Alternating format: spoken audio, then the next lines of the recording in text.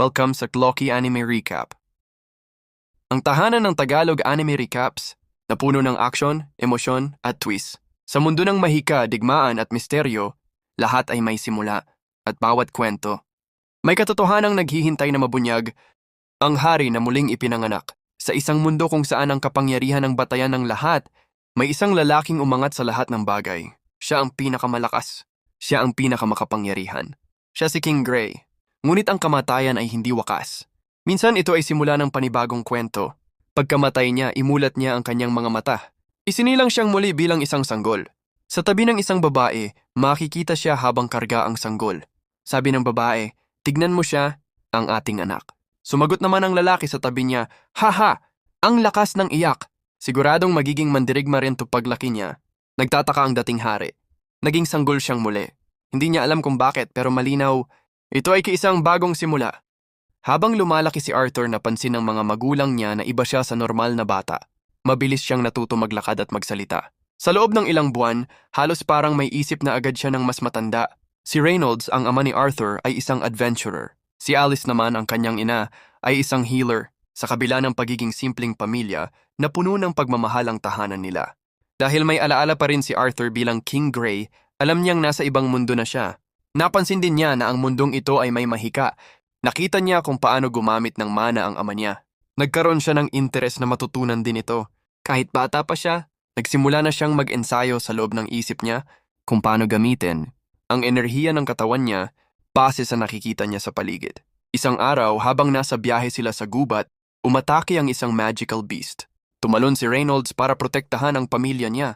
Pinatumba niya ang halimaw gamit ang isang malakas na suntok na may mana. Doon mas na-inspire si Arthur na palakasin pa ang sarili niya. Alam niyang sa mundong ito, hindi sapat ang pagiging matalino o madiskarte lang. Kailangang maging malakas. Lalo na kung gusto niyang protektahan ang mga mahal niya sa buhay. Sa pagtatapos ng episode, makikita si Arthur na hawak ang kahoy na espada habang nakatingin sa langit. Tahimik lang siya, pero alam mo na may layunin na siyang gusto niyang tuparin. Dito nagtatapos ang unang kabanata sa buhay ni Arthur Lewin, isang dating hari na isinilang muli sa mundong puno ng mahika. Sa simula ng episode, nagpapakita ng alaala mula sa nakaraang buhay ni King Gray. May lalaking nahuli ng kanyang mga sundalo. Sinabi ng Royal Guard, "Pinagkalulumo mo ang hari." "Ano ang masasabi mo sa ginawa mo?"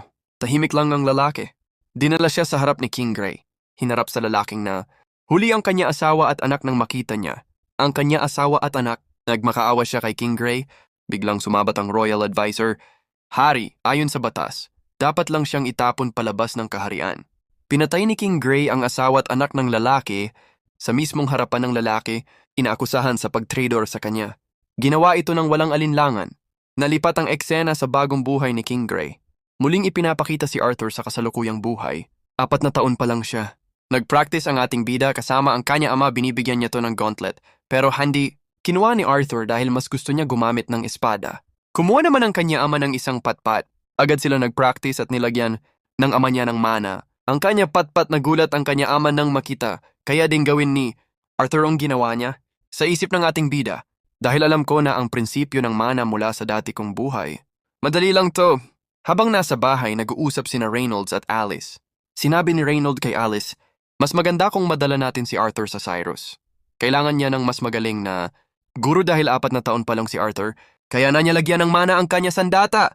Tumutol ang kanya ina, ngunit sa bandang huli, wala siyang nagawa kung sumang-ayon. Pagpunta sa Cyrus, nag-umpisa na ang paglalakbay nila papuntang Cyrus. Nagpunta ang Twin Horns sa bahay ng ating bida. Para sunduin sila, nagpakilala naman sila kay Arthur at naalala naman sila ni Arthur dahil sila yung mga tumulong sa kanila para matayo ulit ang kanilang bahay.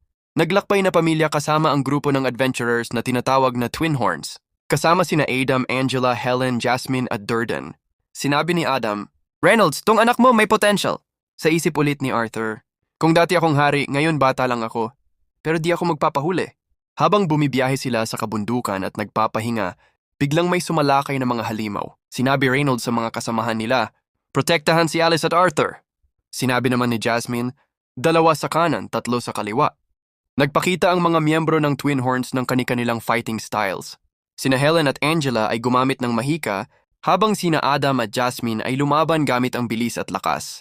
Sa isipan ni Arthur, kung ganito kalakas ang mga normal na adventurer, mas lalo akong dapat lumakas. Isang gabi sinabi ni Adam kay Reynold, kung pwede niya mahiram ang anak. Nito pumayag naman si Reynold. Nagumpisa sila mag-sparring, nilagyan ni Adam ang kanyang spear ng mana.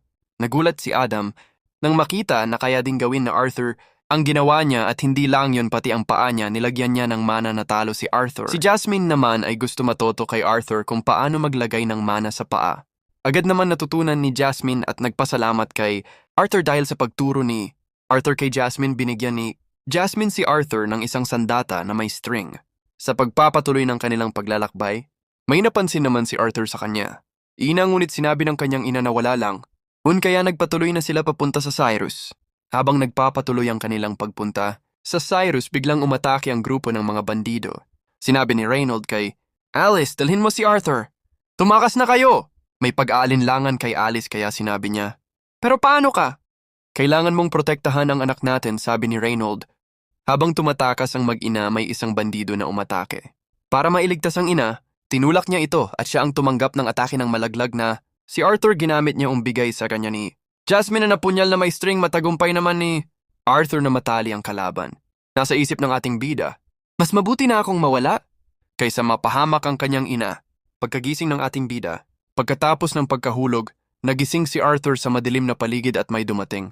Sa harap niya, may malaking nilalang na may maitim na balat at matatalim na mata. Magandang umaga, Arthur, sabi ng maitim na nilalang sa kanya.